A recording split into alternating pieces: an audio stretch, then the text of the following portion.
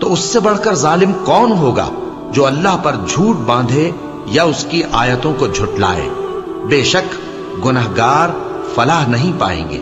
اور یہ لوگ اللہ کے سوا ایسی چیزوں کی پرستش کرتے ہیں جو نہ ان کا کچھ بگاڑ ہی سکتی ہیں اور نہ کچھ بھلا ہی کر سکتی ہیں، اور کہتے ہیں کہ یہ اللہ کے پاس ہماری سفارش کرنے والے ہیں۔ کہہ دو کیا تم اللہ کو ایسی چیز بتاتے ہو جس کا وجود اسے نہ آسمانوں میں معلوم ہوتا ہے اور نہ زمین میں؟ وہ پاک ہے اور اس کی شان ان کے شرک کرنے سے بہت بلند ہے۔ اور سب لوگ پہلے ایک ہی امت یعنی ایک ہی ملت پر تھے، پھر جدا جدا ہو گئے۔ اور اگر ایک بات جو تمہارے پروردگار کی طرف سے پہلے ہی طے نہ ہو چکی ہوتی تو جن باتوں میں وہ اختلاف کرتے ہیں ان میں فیصلہ کر دیا جاتا۔ اور کہتے ہیں کہ اس پر اس کے پروردگار کی طرف سے کوئی نشانی کیوں نازل نہیں ہوئی؟ کہہ دو کہ غیب کا علم تو اللہ ہی کو ہے، سو تم انتظار کرو، میں بھی تمہارے ساتھ انتظار کرتا ہوں۔ اور جب ہم لوگوں کو تکلیف پہنچنے کے بعد اپنی رحمت سے آسائش کا مزہ چکھاتے ہیں تو وہ ہماری آیتوں میں ہیلے کرنے لگتے ہیں۔ کہہ دو کہ اللہ بہت جلد تدبیر کرنے والا ہے، اور جو ہیلے تم کرتے ہو ہمارے فرشتے ان کو لکھتے جاتے ہیں۔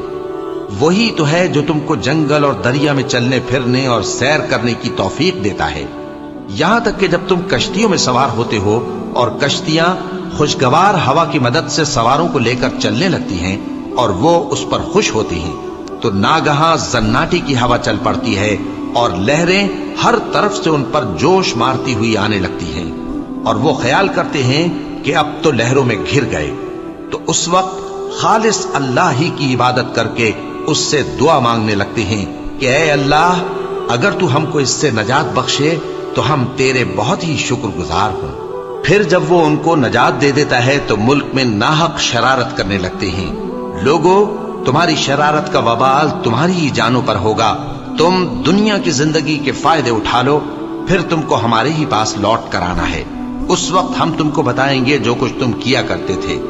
دنیا کی زندگی کی مثال میں کسی ہے کہ ہم نے اس کو آسمان سے برسایا، پھر اس کے ساتھ ملا جلا سبزہ جسے آدمی اور جانور کھاتے ہیں نکلا، یہاں تک کہ زمین سبزے سے خوشنما اور آراستہ ہو گئی، اور زمین والوں نے خیال کیا کہ وہ اس پر پوری دسترس رکھتے ہیں۔